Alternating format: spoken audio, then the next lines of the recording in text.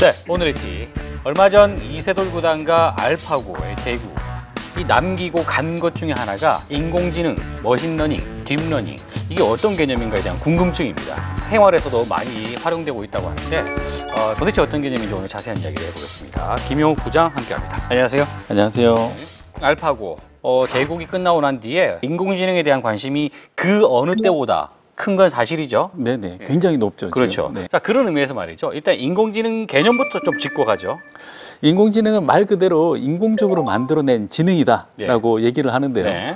그 인공지능에 대한 연구는 사실 60년 전부터 시작됐습니다. 세계 2차 대전 중에 앨런 튜닝 박사라고 그 사람이 암호를 풀다 보니까 너무 경우의 수도 많고 이걸 어떻게 풀어야 될지 모르겠는 거죠. 맞아요. 그래서 기계가 스스로 이 패턴을 학습해가면서 암호를 풀 수 있는 방법이 없을까를 연구하기 시작한 거죠. 그게 그 내용이었습니까? 네네. 기계가 이제 튜닝 머신인데, 야, 이게 지능이 있느냐 없느냐에 대한 논쟁을 피하고 예. 그 결과만 가지고 이게 지능이 있는 머신이다라고 얘기를 하기 위해서 이론을 하나 만들어냅니다. 뭐죠? 그게 이미테이션 게임이에요. 그분이 이 머신러닝 쪽에 초기에 굉장히 혁혁한 성과를. 그래요. 결국은 인간의 두뇌를 흉내냈다는 얘기인데 인간의 두뇌에서 어떤 부분을 흉내냈느냐, 그걸 어떻게 기술로 만들었느냐가 중요하겠어요. 뭔가를 풀어내기 위한 방법을 기술해 놓은 게 알고리즘인데 네. 풀어내기만 하는 걸 기술해 놓으면 딱 그 패턴에서 벗어나면 모른다는 거죠. 모른다는 거죠. 그래서 기계가 스스로 학습하는 게 굉장히 인공지능의 중요한 요소가 되었습니다. 그래서 기계가 어떻게 하면 스스로 학습할까에 대해서 정리한 게 머신러닝이라는 학문으로 이제 발전하기 시작하는 거죠. 그러면 머신러닝은 하위 개념이에요? 네네. 그 안에 하나의 요소인 거죠. 어떻게 한다는 겁니까 이게? 이 학습하는 방법도 크게 네. 두 가지로 나눠서 볼 수가 있는데요. 첫 번째 방식은 이제 데이터를 계속 주는 거예요. 이미지만 보았을 때는 컴퓨터는 이게 뭔지 모르는 거죠. 그렇죠. 근데 이걸 계속 보여주는 거예요. 예. 이게 개야. 이게 개야? 이건 개야. 이것도 개네? 이런 식으로 계속 개를 보여주는 거죠. 그러고 나서 고양이 사진을 딱 보여주면 이건 개가 아닌데? 라고 학습을 시키는 거죠. 이게 또 다른 학습 방법 중에 하나는 사람이 개입하지 않는 방법이에요. 그냥 개고 고양이고 계속 데이터를 밀어 넣는 거예요. 계속 밀어 넣으면 컴퓨터가 이제 비슷한 애들끼리 이렇게 따로 모으는 거죠. 모으겠네요. 분류하겠네요. 이런 애들 모아놨는데 얘가 뭐니? 개야. 라고 하면 그다음부터는 이런 분류는 개구나. 그래서 처음에 사람이 들어가는 방식과 사람이 안 들어가는 그런 학습 방법 두 가지 이렇게 크게 나눠지는 거죠. 기계가 스스로 학습한다는 얘기인데 어떤 기술들이 가능한 겁니까? 그 사람의 그 뇌 같은 경우에는 10의 18승 정도의 비트를 저장을 할 수가 있다고 합니다. 그리고 초당 처리할 수 있는 비트 수가 이제 10의 15승 정도 되니까 뭐 웬만한 컴퓨터는 따라오지 못할 정도의 컴퓨팅인데 그렇죠. 그걸 흉내내기 위한 이론들이 나오기 시작합니다. 그래서 그걸 이제 신경망 이론이라고 하죠. 신경망 이론. 그리고 그걸 흉내낸 컴퓨터가 신경망 컴퓨터라고 하죠. 그래서 하드웨어만 좋으면 안 되니까 또 소프트웨어적으로 계속 학습을 해야 되니까 이제 그게 머신러닝 기술이 들어가게 되고요. 그리고 특정한 영역으로 이제 계속 기계가 최적화되기 시작합니다. 학습도 마찬가지고. 그래서 전문가 시스템 이런 것들도 나오게 되고요. 그다음에 또 사람하고 이제 좀 편하게 이야기를 하거나 하려면 자연어 분석, 그다음에 또 사람이나 사물을 인지할 수 있는 비전 컴퓨팅 이런 기술들이 동시다발적으로 발전하고 있습니다. 그렇군요. 자, 그런 의미에서 이제 머신러닝, 딥러닝은 이미 우리 생활에 와 있다, 사용하고 있다. 어떤 측면에서 그렇습니까? 자, 먼저 이 스팸 메일 같은 경우는 보내는 사람의 이메일 주소나 인터넷 주소만 바꿔도 또 다른 메일로 분류되거든요. 그래서 메일 자체의 어떤 패턴을 보고 머신러닝을 통해서 스팸 메일에 이런 건 스팸 메일이야 라고 학습을 시켜주면 그 다음부터는 알아서 스팸 메일로 분류가 됩니다. 그다음에 또 검색 엔진 같은 경우도 머신러닝 굉장히 많이 쓰고 있는 영역인데요. 검색 엔진에서 이미지 검색을 한다. 전투기가 있고 뒤에 하늘 배경이고 각도는 한 45도다. 한 대를 찾았어요. 근데 내가 원하는 기종이 이게 아니에요. 그럼 그 상태에서 스페이스바를 딱 누르면 그 밑에 비슷한 종류의 사진들이 쫙 나옵니다. 이건 머신러닝에 의해서 이미지를 미리 다 분류해 놓고 있는 거예요. 이미 많은 데이터를 공부시켜놨다. 그렇죠. 검색 엔진 자체는 인터넷 전체에 있는 데이터를 다운받아서 미리 어디에 저장해 놓고 검색을 하면 저장된 데서 찾아주는 겁니다. 그래서 저장된 데이터에 있는 사진들을 미리 머신러닝으로 다 학습을 해 놓는 거죠. 다른 말로는 이제 거기에 대한 세부적인 정보가 기계 학습을 하고 다 따로 관리를 하고 있다는 거죠. 그렇군요. 티타임을 검색을 해보면요. 요거 하는 티타임. 요거 많이 검색됩니다. 요거. 이게 학습이 안 돼서 그런 거죠? 학습을 시키려면 많은 데이터를 줘야 돼요. 많은 데이터. 네네. 돈을 좀 주면 어떻게 학습이 네. 글쎄요, 그건 좀. 알겠습니다. 또 제공하고 있는 기능 중에 언어 번역이 있거든요. 번역 있죠, 번역. 네, 네. 번역 같은 경우도 머신러닝이 굉장히 중요한 분야 중에 하나입니다. 항상 그 시대나 사회적인 배경에 따라서 언어가 계속 바뀝니다. 그래서 그 바뀌는 상황을 계속 기계 학습을 통해서 이 단어가 지금 이렇게 해석돼 라고 해서 계속 그런 것들이 이제 반영이 돼야 되거든요. 통역, 번역 이런 데서도 사용할 수 있다는 얘기다.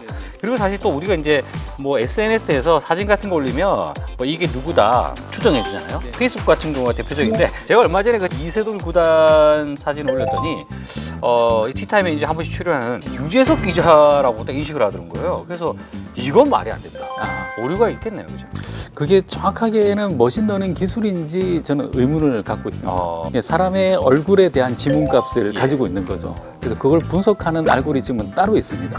그거는 좀 더 확인할 필요가 있을 것 같습니다. 그러면 비즈니스 영역에서 말이죠. 업무 영역에서는 어떻게 인공지능이 쓰이고 있습니까? 타코마 고등학교라고 미국에 있는 고등학교인데 예. 그 졸업률이 55%밖에 안 되는 학교였습니다. 그래서 그 학교는 뭐 보면 선생님이 아니라 거의 우피골드 보고 가서 오 해피데이를 해야 되는 그런 학교였죠. 근데 머신러닝 기술을 거기다가 집어넣었죠. 각각의 학생들의 개별적인 성적들을 분석한 거죠. 그래서 개개인의 맞춤형 학습 서비스를 제공하기 시작한 겁니다. 그리고 그 결과물도 선생님들이 자기가 사용하던 그런 컴퓨터에서 바로바로 확인할 수 있게끔 한 거죠. 그렇게 했더니 졸업률이 75%까지 올라갑니다. 비슷한 사례로는 또 의료 쪽에 또 사용되는 사례들도 있는데요. 지속적으로 환자를 계속 관찰해야 되고 거기서 나오는 데이터하고 또 풍부한 또 의료 지식들 그걸 또 계속해서 뭔가 분석을 해야 되거든요. 그런 것들도 역시 중간에 머신러닝과 그리고 또 자연어 학습 기능이 들어가 있는 시스템이 들어가서 몇 번 환자 상태가 어떤데 어떤 약을 처방하면 좋을 것 같아. 과거에 이러이러한 약품을 처방을 했더니 이렇게 상태가 호전되었습니다 라고 알려주기 시작하는 거죠. 그 다음 사례는 또 엘리베이터입니다. 엘리베이터. 요즘에도 한국에도 지금 큰 건물들이 많이 세워지고 있는데 건물이 커지면 안에 엘리베이터도 같이 커지는 거죠. 그러다 보니까 고장나면 수리하기가 너무 힘든 겁니다. 그래서 제일 좋은 거는 고장나기 전에 수리를 하는 겁니다. 엘리베이터에 중요 부품들의 센서를 다 달았어요. 그래서 거기에서 나오는 데이터하고 이상 증상의 데이터를 계속 머신러닝을 했더니 A, B, C의 어떤 수치가 나오면 고장날 확률이 30%.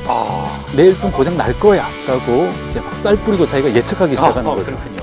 또 다른 사례 뭐 있죠? 일본은 사례인데요. 암소에 발에다가 발찌를 채웠어요. 발찌. 그냥 간단한 진동 센서거든요. 근데 여기서 나오는 데이터를 계속 수집을 해서 클라우드에서 분석을 해봤더니 이 암소가 이제 짝짓기를 할 수 있는 가임기가 되면은 운동량이 훨씬 더 많아진다는 걸 발견한 거죠.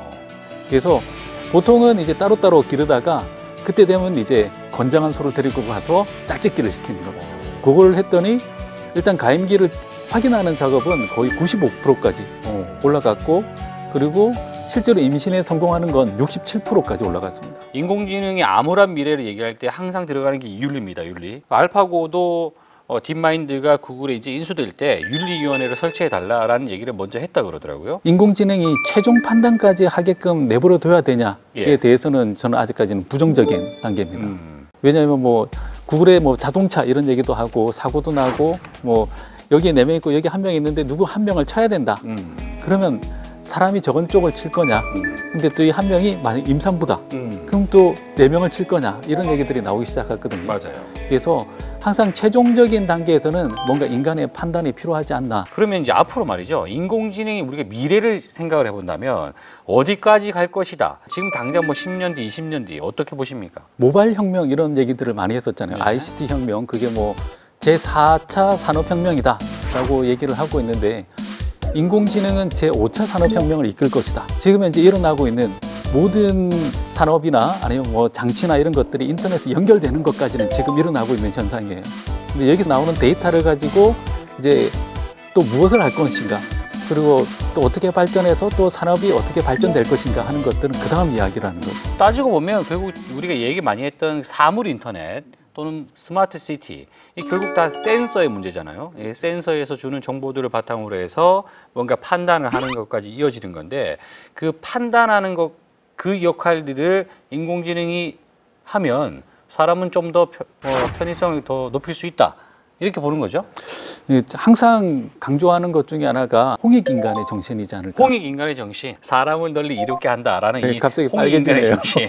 예, 굉장히 중요한 이 이념을 말이죠. 티타임에서 전 세계에 퍼뜨리는 역할을 한번 해보도록 하겠습니다. 제가 꼭 전하도록 하겠습니다. 알겠습니다. 자, 인공지능 생활 속 그리고 비즈니스에 이미 적용되어 있다. 준비해 주신다고 대단히 고생했습니다. 고맙습니다. KBS